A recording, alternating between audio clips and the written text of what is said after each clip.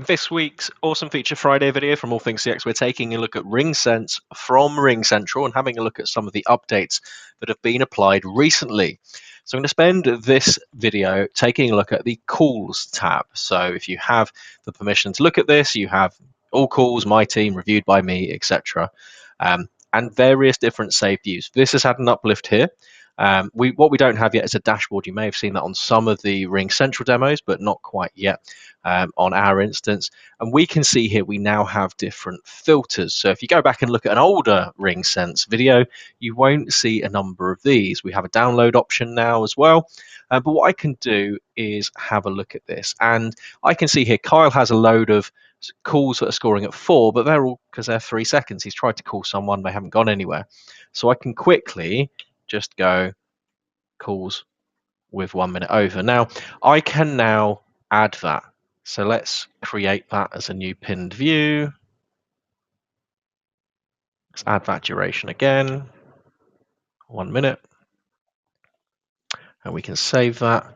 And what I'm going to do actually is I'm going to say all calls greater than 1 minute.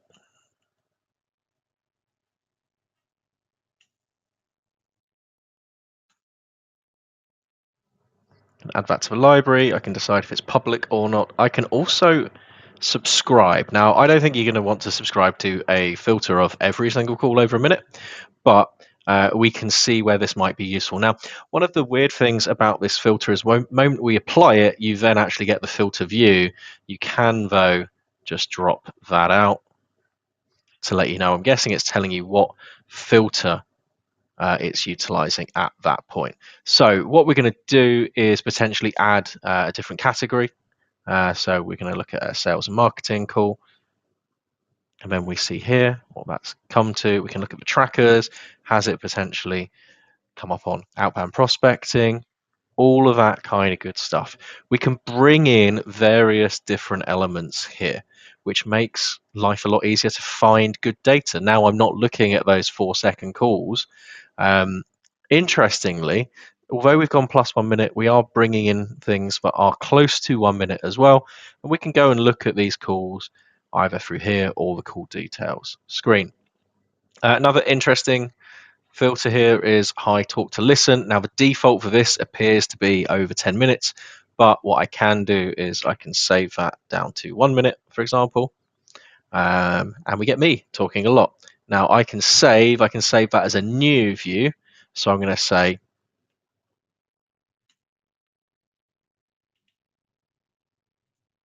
like that.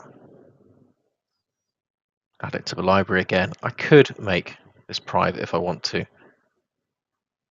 Now, this might be one that I do want to subscribe to. So that's something to consider as well. So let's filter that again. Let's manage that view.